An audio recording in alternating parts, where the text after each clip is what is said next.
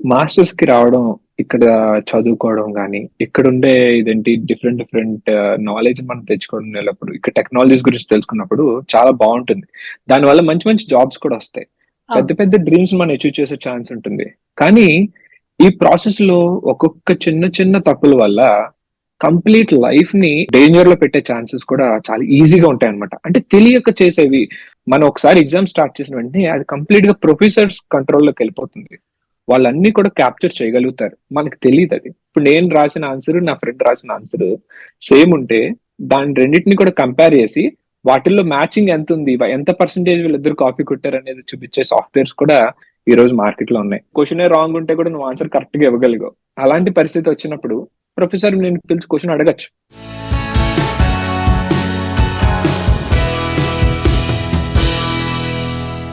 నమస్తే. Welcome to Swarna talks in USA. Masters చదువుకోవటానికి వస్తున్న విద్యార్థులకి ఇక్కడ యూఎస్‌లో కలిగే ఎలాంటి ఇబ్బందులుంటాయో, అంటే మనకి చదువుకోవడానికి వస్తున్న విద్యార్థులకి జరిగే ఇక్కడ రిస్క్‌ల గురించి గాని, ఆ ఎడ్యుకేషన్ సిస్టమ్స్‌లో ఉన్న లూప్స్ గురించి కానీ మరికొన్ని విషయాలు తెలుసుకుందామండి. మరి వాటి గురించి వివరంగా మనతో చెప్పడానికి గౌతమ్ గారు మన ముందుకొచ్చేసారు. నమస్తే గౌతమ్ గారు. నమస్తే స్వర్ణ గారు. సో చెప్పండి గౌతమ్ గారు. ఇక్కడ మీరు మాస్టర్స్ చేస్తున్నారు.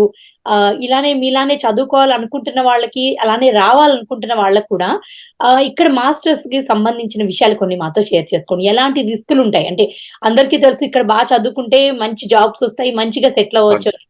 కానీ హ్మ్. ఇక్కడ ఉండే తెలియని కొన్ని పాయింట్స్‌ని మాతో షేర్ చేసుకోండి. మాస్టర్స్‌కి రావడం, ఇక్కడ చదువుకోవడం గానీ, ఇక్కడుండే డిఫరెంట్ డిఫరెంట్ నాలెడ్జ్ మనం తెచ్చుకోవడం నేలప్పుడు, ఇక్కడ టెక్నాలజీస్ గురించి తెలుసుకున్నప్పుడు చాలా బావుంటుంది. దానివల్ల మంచి మంచి జాబ్స్ కూడా ఒస్తాయి. పెద్ద అవును. పెద్ద డ్రీమ్స్ మనం అచీవ్ చేసే ఛాన్స్ ఉంటుంది.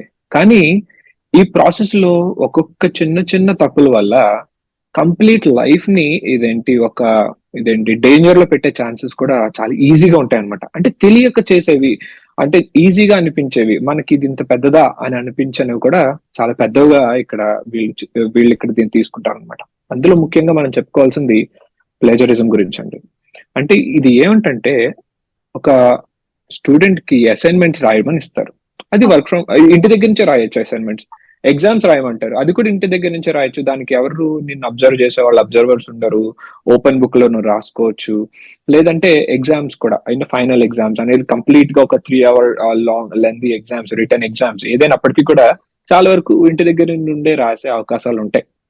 అలా ఉన్నప్పుడు స్టూడెంట్స్ ఏం చేస్తూ ఉంటారంటే చాలా వరకు డిఫరెంట్ డిఫరెంట్ మెటీరియల్స్‌ని డిఫరెంట్ వెబ్‌సైట్స్ లోంచి డౌన్‌లోడ్ చేసుకునో, లేకపోతే ఫ్రెండ్స్ దగ్గర నుంచి చూసి కాపీ చేయడమనో, లేకపోతే మనకిప్పుడొచ్చిన ఏఐకి రిలేటెడ్ ఉన్న చాట్ జీపీటీ అని గాని, గూగుల్ బార్డ్ అని కానీ, ఇలాంటి వెబ్‌సైట్స్ ద్వారా చూసి వాటిల్లో ఈ ఆన్సర్స్ అన్నిటిని వెతికి వీళ్ళు ఆన్సర్ చేస్తూ ఉంటారు. అవును. అయితే నేనేమంటానంటే అండి, మనం మనం యూజ్ చేసే వెబ్‌సైట్ గాని, మన సిస్టమ్ గాని, మనం ఒకసారి ఎగ్జామ్ స్టార్ట్ చేసిన వెంటనే అది కంప్లీట్‌గా ప్రొఫెసర్స్ కంట్రోల్‌లోకెళ్ళిపోతుంది. వాళ్ళన్నీ కూడా క్యాప్చర్ చేయగలుగుతారు. మనకు తెలీదది. మన మూవ్‌మెంట్, మన మౌస్ మూవ్‌మెంట్ గాని, మనం ఏ టాబ్స్ వాడుతున్నామని గాని, ఇవన్నీ కూడా వాళ్ళు చూడగలిగే అవకాశం ఉంటుంది. దట్ ఈస్ కాల్డ్ ఇంటర్నెట్ కదండీ! అవును. ఇంటర్నెట్‌లో ఈరోజు సాధ్యం కానిదేదీ లేదు. అలానే ఎగ్జామ్స్ రాస్తున్న వెబ్‌సైట్స్‌కి కూడా డిఫరెంట్ డిఫరెంట్ టూల్స్ కనెక్ట్ అయ్యి ఉంటాయి. అంటే ఇప్పుడు నేను రాసిన ఆన్సర్, నా ఫ్రెండ్ రాసిన ఆన్సర్ సేమ్ ఉంటే, దాని రెండిటిని కూడా కంపేర్ చేసి, వాటిల్లో మ్యాచింగ్ ఎంతుంది? ఎంత పర్సెంటేజ్ వీళ్ళిద్దరు కాపీ కొట్టారనేది చూపించే సాఫ్ట్‌వేర్స్ కూడా ఈరోజు మార్కెట్‌లో ఉన్నాయి. మనం రాసిన ఎగ్జామ్‌ని ప్రొఫెసర్ పట్టుకోలేరు. ఈ రోజు నేను బతికానేమో అని చాలా మంది అనుకుంటాం. కానీ ఏదో ఒక రోజు దొరికే అవకాశం ఉంటుంది. అలా దొరికామే అనుకోండి. లేకపోతే ఎలాంటి పరిస్థితుల్లో అయినా తెలిసిపోయింది. మనకిప్పుడు అందరికి రాని ఆన్సర్ కూడా నువ్వు పెట్టగలిగావు. ఎవరికీ అసలు క్వెషనే రాంగ్ ఉంటే కూడా నువ్వు ఆన్సర్ కరెక్ట్‌గా ఇవ్వగలిగావు. అలాంటి పరిస్థితి వచ్చినప్పుడు ప్రొఫెసర్ నిన్ను పిలిచి క్వెషన్ అడగొచ్చు. అవును. ఎలా రాయగలిగావు? అసలు నీకేం తెలుసు దీని గురించి అని అడిగినప్పుడు నువ్వు ఆన్సర్ చెప్పలేకపోతే, అసలు రాసిందేంటో కూడా నువ్వు చెప్పలేని రోజొస్తే, ప్రొఫెసర్ నేను ఖచ్చితంగా నువ్వెక్కడో చూసి రాసావని గాని దాన్ని ప్లేజరిజంలోకి తీసుకొని, దాని పైన అపీల్ చేసే అవకాశం ఉంటుంది. ఒక్కసారి ప్రొఫెసర్ అపీల్ చేసి దాన్ని గనక అది ప్రూవ్ అయిందంటే, ఇనీషియల్‌గా చేసేది స్టూడెంట్ కాండక్ట్ పైన ఎఫెక్ట్ పడుతుందది. స్టూడెంట్ కాండక్ట్ కరెక్ట్‌గా లేదని చెప్పి సెవిస్ టెర్మినేట్ చేస్తారు. ఆ! సెవిస్ టెర్మినేట్ అంటే ఏంటంటే, వీసా కూడా టెర్మినేట్ అయిపోయినట్టే. ఆల్‌మోస్ట్ ఇంకా అతనికి ఏ స్టేటస్ లేనట్టు ఈ కంట్రీ వదిలేసి ఇంటికెళ్ళిపోవాలని అర్థం. ఇలాంటి పరిస్థితులొస్తాయండి. ఒక్కసారి చూసి రాయడమే కదా! లేకపోతే ఈ ఒక్కసారికి అసైన్‌మెంట్ వేరే వాళ్ళ దగ్గర కాపీ కొడదాం కదా! అని ఆహ్, ఈజీగా తీసుకునే పరిస్థితి కాదు. ఇదొకటండి చాలా మంది గమనించరు. అలానే చాలా వరకు మనం చూస్తూ ఉంటాం ఇదేంటి స్టూడెంట్ కాండక్ట్ చాలా ఇంపార్టెంట్ అండి. ఇప్పుడు మనం చూస్తుంటే చిన్న చిన్న తప్పులు బయట ఇదేంటి పోలీస్ దగ్గర జరిగే కేసులు ఉంటాయి. మనం డ్రంక్ అండ్ డ్రైవ్ లో దొరుకుతుంటారు. లేదంటే షాప్ లిఫ్టింగ్ అని ఇలాంటి రకరకాల వాటిల్లో ఇప్పుడు స్టూడెంట్స్ ఇన్వాల్వ్ అవుతూ ఉన్నారు. అవును. ఇలాంటివన్నీ చేస్తున్నప్పుడు స్టూడెంట్ కాండక్ట్ పైన అది ఇంపాక్ట్ అవుతుందండి. అవును. స్టూడెంట్ కాండక్ట్ ఎప్పుడైతే ఇంపాక్ట్ అవుతుందో కాలేజ్ దాన్ని చాలా సివియర్ గా తీసుకుంటుంది. ఎందుకంటే కాలేజ్ కి బ్యాడ్ నేమ్ అది.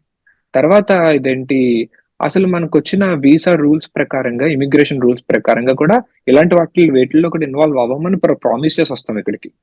సో అప్పుడు ఆ స్టూడెంట్ కాండక్ట్ కరెక్ట్ గా లేనప్పుడు సెవిస్ టెర్మినేషన్ అలాగే ఇదేంటి సస్పెన్షన్స్ ఉంటాయన్నమాట. వాటిని చాలా సివియర్ గా కాలేజ్ తీసుకుంటుంది. సో ఇది దృష్టిలో పెట్టుకుని చాలా జాగ్రత్తగా ఉండడం మంచిది ఇక్కడికి వచ్చినప్పుడు.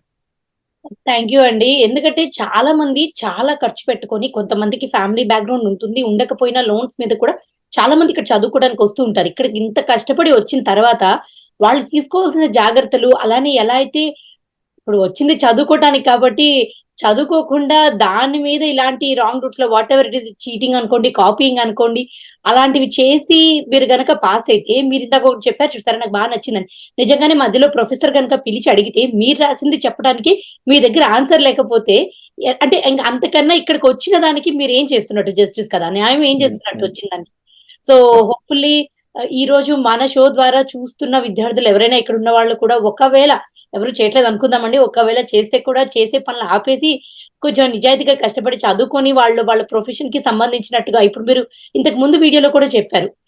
ఖాళీ టైంలో ఉన్నప్పుడు మీకు సంబంధించినవి కొంత టెక్నాలజీకి సంబంధించిన విషయాలు నేర్చుకోవచ్చు, చదువుకోవచ్చని. సో, అలా వాళ్ళ టైంని చాలా మంచిగా వాల్యుబుల్‌గా యూజ్ చేసుకోవాలని మనం కోరుకుందామండి. ఎందుకంటే ఇప్పుడు మార్కెట్ కొంచెం బాలేదనే మాటలే వినిపిస్తున్నాయి యూఎస్ మొత్తం గూడా. సో, జాబ్ సెక్యూరిటీ గురించి కూడా మనం అంటే ఆ విషయమై గురించి కూడా ఇప్పుడు బాగా వీళ్ళు చదువుకోవడం అనేది ఇంకొంచెం ఎక్కువ ఇంపార్టెంట్. ఈ టైంలో వీసా టెర్మినేట్ అయితే ఇప్పుడు మళ్ళీ యూఎస్ వచ్చి చదువుకోవాలి ఇంకా కోరిక అవ్వదు. మళ్ళీ ఇండియాకి వెళ్లి మొత్తం లైఫ్ ఒక టర్నోవర్ అయిపోతుంది. ఒక్కసారి కనుక టెర్మినేట్ అయితే అది ఆ రికార్డ్స్ లో ఉండిపోతుందండి. ఆ అవును. క్యాండిడేట్ రికార్డ్స్ లో ఉండిపోతుంది. ఆ టెర్మినేట్ అయిన దానికి రీజన్ ఏంటో కూడా క్లియర్ గా ఉంటుంది కదా! అవును. అప్పుడు మళ్ళీ అతను మళ్ళీ ఇంకొకసారి వీసా అప్లై చేస్తే అతను ఏ రకంగా ఏంటి మళ్ళీ వీసా ఆఫీసర్ మనల్ని యాక్సెప్ట్ చేయగలుగుతారు? అది అవును. అవే పరిస్థితి ఉండదు. సో అలానే కొన్ని లక్షలు ఖర్చు పెట్టేసి వస్తాం ఇక్కడ కొన్ని లక్షలు. అలాంటి అన్ని లక్షలు ఖర్చు పెట్టినప్పుడు చిన్న చిన్న జాగ్రత్తలు తీసుకోవడం చాలా ఇంపార్టెంట్. సో, వ్యూవర్స్ ఈరోజు మేము ఇచ్చిన ఇన్ఫర్మేషన్ మీరు యూజ్ చేసుకుంటారని, అలానే మంచిగా సేఫ్ జోన్‌లో ఉంటూ బాగా చదువుకొని మంచి జాబ్‌తో ఇక్కడ యూఎస్‌లో సెటిల్ అవుతారని కోరుకుందామండి. So, once again thank you so much Gautam garu for sharing this useful information. మళ్ళీ మంచి వీడియోతో మీ అందరి ముందుకి వచ్చేస్తాం వ్యూవర్స్. అంతవరకు నమస్తే. థాంక్ యూ గౌతమ్ గారు. నమస్తే.